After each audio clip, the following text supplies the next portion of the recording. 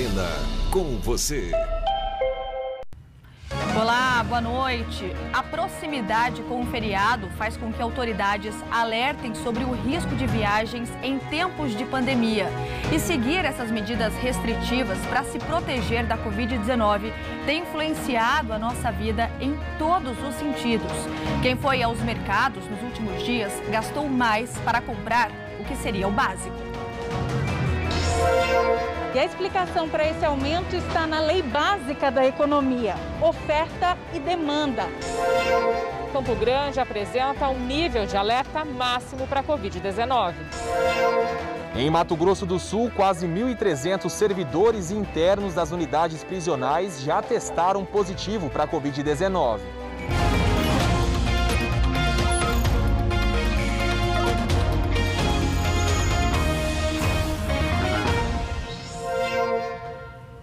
Mato Grosso do Sul atingiu hoje 53.328 casos confirmados de Covid-19. Vamos ver os dados completos divulgados. Ainda há, então, aqui a gente vê na tela, são 1.982 casos suspeitos, 3.552 em andamento, 43.622 estão curados, é uma boa notícia, mas infelizmente já são 953 mortes, 64 delas só nesses 5 primeiros dias de setembro. No boletim de hoje aparecem então 14 novas mortes, são 5 em Campo Grande, 2 em São Gabriel do Oeste e uma morte em cada uma dessas cidades: Corumbá, Bonito, Miranda, Rio Brilhante, Cacilândia, Naviraí e Sidrolândia. Vamos ver os casos também nas últimas 24 horas. São 922 confirmações. As maiores altas foram registradas aqui em Campo Grande, Dourados e também em Corumbá. A gente está acompanhando 2 estudos que avaliam os números e o comportamento da pandemia aqui no estado. Um da Universidade Federal de Mato Grosso do Sul diz que estamos entrando num processo de tendência de estabilização e queda nos números. E tem outro da UFGD e da Universidade Federal do Oeste da Bahia. Essa pesquisa mostra que a situação no estado é de alerta e que precisamos manter a vigilância e as medidas de prevenção. No estudo são analisados não só os dados de letalidade, mas de morbimortalidade, um conjunto de informações para definir como está a situação de cada município do estado. Essa metodologia ela propicia juntar esses 3 indicadores, né, de casos, que a gente chama de morbidade, e mais os indicadores de número de casos e porcentagem de mortes, que é o indicador de mortalidade. E daí a gente consegue juntar tudo isso em um único índice, né, uma medida resumo, que é o índice de morbimortalidade municipal da Covid. Né? Então a gente fez esse contrapeso para que a taxa sirva de contrapeso para a porcentagem. O estudo é divulgado semanalmente e compara os números no intervalo de 14 dias, ou seja, de 2 semanas. É desenvolvido pelos pesquisadores da Universidade da Grande Dourados e da Universidade Federal do Oeste da Bahia. A gente cruza com outros dados de letalidade, isolamento, SRAG, né? E a gente consegue fazer um balanço geral de medidas que foram tomadas estão impactando positivamente ou negativamente. E chamar a atenção dos gestores, da população, para que se sensibilize, né? Porque não estamos falando de números, a gente está falando do mundo real, né? De perda de vidas.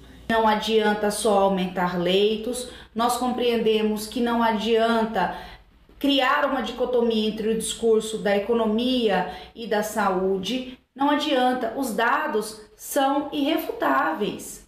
E muitos deles ainda nós não compreendemos porque estão ainda nas síndromes respiratórias agudas graves. Então, é preciso que os governos estaduais, municipais entendam que a população precisa aprender sobre a doença. A população tem dificuldade de reconhecer a gravidade da doença e também, por isso, tem dificuldade de cumprir decretos. E esses decretos precisam ser feitos em nome da saúde das pessoas, em nome das vidas. A pesquisa analisa dados fornecidos do Boletim Epidemiológico da Secretaria Estadual de Saúde de Mato Grosso do Sul.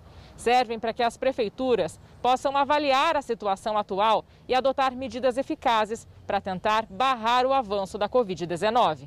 De acordo com a pesquisa, Campo Grande, Nova Alvorada do Sul, Aparecida do Taboado e Cacilândia registraram um nível de alerta máximo. A Aquidauana, que vinha apresentando altos índices, está em queda. Porque lá o gestor, ao ouvir a ciência, ao ter contato com os nossos relatórios de alerta, decidiu fazer lockdown por 7 dias. Embora seja um tempo muito pequeno, houve já, nesse curto período de tempo, uma redução dos níveis de alerta naquela microrregião. Hoje, durante a coletiva, o secretário estadual Geraldo Rezende e a secretária adjunta Cristine Maimone falaram que, apesar do decréscimo, não há motivos para se comemorar ainda. Alertaram que o vírus está circulando, há ainda uma alta positividade. A cada 100 testes feitos, 36 são positivos. Geraldo Rezende falou da proximidade com o feriado e reforçou que a população tente ficar em casa, porque se houver aglomerações e trânsito de pessoas entre cidades, isso vai repercutir daqui a 14 dias com um possível novo aumento de casos. Em Mato Grosso do Sul, são quase 1.300 servidores internos das unidades prisionais que já testaram positivo para a Covid-19. O Carlos da Cruz tem detalhes dos casos mais recentes na região sul. Os 16 internos do presídio de Nova Andradina foram diagnosticados com a Covid-19 depois de uma testagem feita pela Secretaria de Saúde do município. A agência que administra o sistema prisional informou que a unidade tomou as providências para isolar os detentos. A situação de Nova Andradina também se repete em outros municípios de Mato Grosso do Sul. De acordo com o último boletim da AGEPEM, 33 das 58 unidades prisionais do estado já tem pelo menos um caso de Covid-19 entre internos e servidores. O total de pessoas que testaram positivo para a doença chegou a 1.296. Quase 900 já se recuperaram e 398 continuam o tratamento. Apesar da maioria dos confirmados ter sintomas leves, a AGEPEM informou que segue de olho para a situação não sair do controle. Uma morte também foi registrada no Instituto Penal de Campo Grande. 11 agências da Caixa abriram hoje no estado para oferecer saques e serviços do auxílio emergencial. Em Corumbá, teve até fila. Em frente ao ginásio poliesportivo da cidade, dezenas de pessoas foram cedo em busca de atendimento. A fila parecia que não tinha um fim e se estendeu por várias ruas no entorno do ginásio. Muita gente usando máscara, mas nem todas as pessoas respeitaram o distanciamento de pelo menos 1,5 metro e aí houve muita aglomeração. Neste sábado, a Caixa Econômica Federal liberou saques e transferências de novas parcelas do auxílio emergencial e do FGTS emergencial. Tem mais informações sobre todo esse assunto na nossa página no G1MS. A pandemia tem mexido com o nosso bolso. Para levar para casa a cesta básica, estamos tendo que gastar mais. Você já percebeu? Em um ano, a alta foi de quase 20%. O isolamento em casa é uma das explicações. Se antes o carrinho de compras andava mais cheio, agora é preciso calcular bem o que vai levar para não faltar o básico. É que em 12 meses, a cesta básica teve um aumento de 18%. Quase R$ 90. Entre os produtos com maior alta estão justamente aqueles que não faltam na mesa do brasileiro. Segundo o Diese, na comparação com o mês de julho, o preço da carne bovina subiu 8,89%. Já o arroz aumentou 13,61%. Mas o grande vilão foi o óleo de soja, que teve uma alta de 31,85%. E a explicação para esse aumento está na lei básica da economia, oferta e demanda. Com a pandemia, muita gente tem ficado em casa, o que aumenta o consumo de alimentos. E o impacto disso veio parar aqui, olha, no preço nas gôndolas. A gente pode considerar que os principais fatores são a desvalorização da moeda brasileira perante o dólar, o aumento do consumo internacional e o aumento também do consumo doméstico. Hoje o grande entrave é que os preços já chegam mais altos da indústria, né? Porque o supermercado, na verdade, ele só revende os produtos. Muitas vezes nós trabalhamos até com margem menor para que o consumidor final, né, o nosso cliente, não sinta tanto o impacto dessas altas. E a pergunta que todo mundo tem feito é: dá para economizar se a gente precisa comer? Existem outros alimentos que a gente pode estar substituindo, né? E ter um cuidado maior no preparo, da quantidade e como a gente vai preparar esse alimento. Já com relação ao óleo, aproveite o preço mais alto do mais consumido e troque pela opção mais saudável. Uma opção bem bacana é utilizar banho de porco.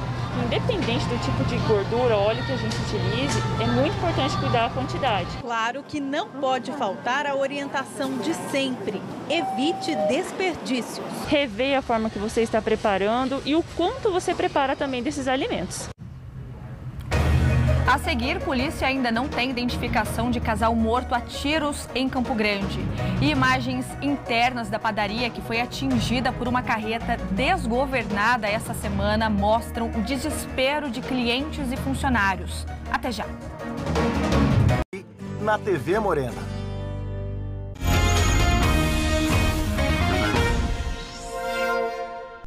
Na última quinta-feira, nós mostramos aqui um acidente envolvendo uma carreta desgovernada em Ribas do Rio Pardo que atingiu um comércio na cidade. Hoje, tivemos acesso às câmeras de segurança da padaria. As câmeras de segurança registraram tudo. Clientes e funcionários estavam dentro da padaria. Um homem percebe a movimentação estranha do lado de fora e corre. Outras pessoas também se assustam. Uma máquina de bebidas quase cai em cima dele. Nesta outra imagem, dá para ver que uma funcionária sai do balcão e logo em seguida a carreta invade o local. O caso foi na última quinta-feira. A carreta estava estacionada próxima à BR-262 e, por conta de um problema mecânico, desceu por uma via em alta velocidade. Segundo testemunhas, antes de invadir a padaria, a carreta também derrubou um poste que caiu em um terreno e pegou fogo. Em seguida, invadiu um escritório. O motorista foi até o local e disse que deixou a carreta com o freio de mão acionado e não sabe explicar a causa do acidente. Por sorte, ninguém ficou ferido. Em Dourados, o incêndio destruiu vários carros que estavam no pátio de uma leiloeira. Segundo o Corpo de Bombeiros, as chamas atingiram cerca de 10 carros. Foram mais de 2 horas para apagar o fogo. Por sorte, ninguém ficou ferido. Ainda não há informações de como o incêndio começou. A polícia vai investigar o caso. A gente lembra que uma situação semelhante a essa aconteceu aqui em Campo Grande no início do mês passado. A polícia não identificou quem é o casal que foi executado em Campo Grande a tiros. Veja no Giro de Notícias. O crime aconteceu na MS 040, trecho de terra da estrada. Os corpos foram encontrados pela polícia nesta manhã depois de uma denúncia anônima. A perícia constatou que as vítimas são um homem e uma mulher e que foram baleados na cabeça. Também foi encontrada droga no local. Um motociclista morreu num acidente em Campo Grande. Foi no começo da manhã na rua Dinamarca. A vítima era um jovem de 20 anos. Ele bateu a moto numa árvore. Chegou a ser socorrido, mas não resistiu. Câmeras de segurança mostram de longe o momento da batida. O motociclista vai em direção à árvore e nem dá tempo de desviar. As imagens devem ajudar na investigação. Depois de 6 meses suspensas por causa da pandemia da Covid-19, a Secretaria Estadual de Saúde liberou as cirurgias eletivas.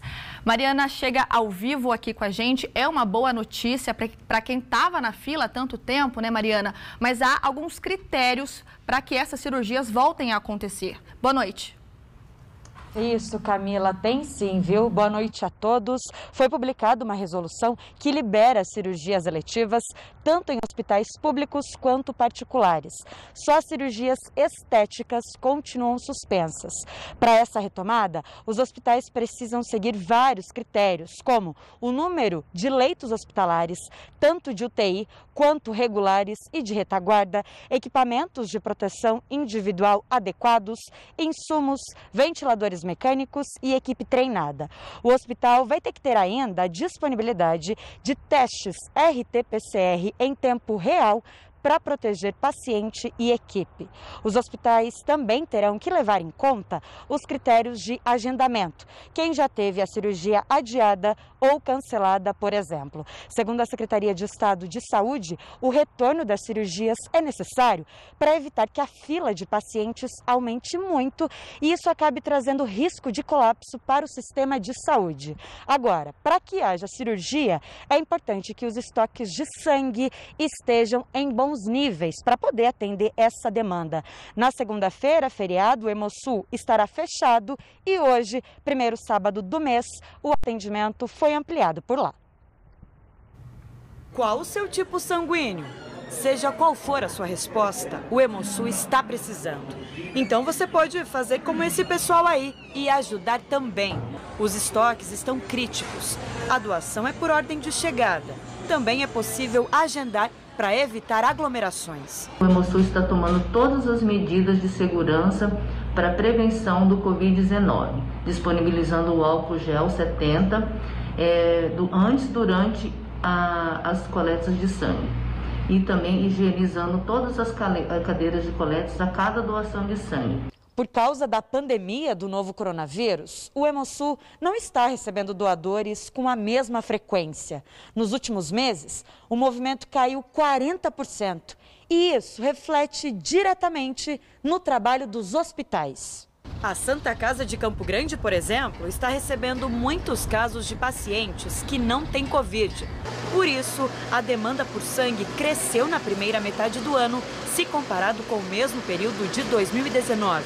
São pessoas que precisam fazer tratamentos oncológicos, cardíacos, de hemodiálise, tanto adultos como crianças. Nesse primeiro semestre, a gente houve um aumento de mais ou menos 500 bolsas de transfusão, devido a gente estar sendo um hospital retaguarda do hospital universitário e do hospital regional devido à pandemia. Estamos vendo que o estoque está reduzindo, então a gente faz um apelo para a população realizar a doação de sangue para que não venha a faltar sangue para os pacientes. A seguir, afogamento no Rio Paraná mobiliza bombeiros neste sábado. Hoje, Mato Grosso do Sul teve o dia mais quente do ano. A média atingiu 36 graus. É também o segundo dia mais seco, com 13% de umidade relativa. Tá difícil.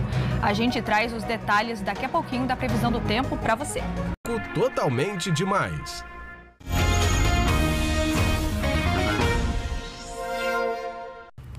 Uma pessoa morreu afogada esta manhã no Rio Paraná, em Três Lagoas. Segundo o Corpo de Bombeiros, ela estava com o companheiro bebendo no local e testemunhas viram quando ela afundou e não voltou mais à superfície. As equipes fizeram buscas por mais de 1 hora e encontraram o corpo da vítima a mais de 2 metros de profundidade. O local está interditado para os banhistas por causa da pandemia. A região pantaneira sofre com a fumaça mais uma vez. Altas temperaturas, umidade relativa do ar cada vez mais baixa. Essa tem sido a realidade aqui em Corumbá, que neste sábado voltou a ficar encoberta por uma densa camada de fumaça. Ontem, militares do Corpo de Bombeiros e também representantes da Defesa Civil do Estado fizeram um sobrevoo aqui na região e conseguiram flagrar alguns focos de incêndios, não só aqui em Corumbá, mas também na divisa entre os estados de Mato Grosso do Sul e também de Mato Grosso. 2 militares do Corpo de Bombeiros foram até essa região para justamente fazer o trabalho de combate às chamas. Segundo o Instituto Nacional de Pesquisas Espaciais, o INPE, de janeiro até agora já foram registrados aqui em Corumbá mais de 4.400 focos de incêndios. Agora, o bioma Pantanal, que engloba não só o estado de Mato Grosso do Sul, mas também o nosso estado vizinho de Mato Grosso, já registra somente neste ano mais de 10.700 focos de incêndios, um aumento de 231% em relação ao mesmo período do ano passado. A área total já queimada pelos incêndios no nosso Pantanal, segundo um levantamento feito pelo IBAMA, é de mais de 2 milhões de hectares somente neste ano. Pois é, e ainda não tem previsão de chuva para o Pantanal. A gente fala sobre isso agora. Mato Grosso do Sul teve o dia mais quente do ano hoje. A média máxima atingiu 36 graus e é também o segundo dia mais seco, com 13% de umidade relativa. E se prepare para o domingo, porque não vai ser muito diferente. Nas horas mais quentes, a umidade pode chegar a 10% em Paranaíba e Maracaju. Mas em outras cidades do estado não vai ser diferente também, viu? Aqui na tela para você conferir, então, a previsão do tempo para amanhã para algumas cidades. Em Paranaíba, a máxima é de 37 graus, Bonito também. Em Amambai, máxima de 35 graus, Maracaju 37 e Miranda, máxima de 39. Campo Grande, a gente também registrou o dia mais quente neste sábado, é o dia mais quente do ano, com 36,7 graus. E você vê aí na previsão do tempo para amanhã, a gente tem aqui na tela para mostrar para você. Então, o dia começa com 23 graus. À tarde, por volta aí das 4 horas, 35 graus. E também à noite faz calor, máxima chega a 27 graus. E a umidade, fica o alerta para você, então, em 10%, um estado de emergência. Acabou o MS2 de hoje, você terá mais notícias no G1MS e daqui a pouco vem o Jornal Nacional. A gente encerra com imagens lindas da TV Morena, a nossa torre toda verde em alusão ao mês de setembro, para te lembrar que é o mês de doação de órgãos. Uma boa noite, muito obrigado pela sua companhia, bom fim de semana e bom feriado na próxima segunda-feira. Tchau, tchau.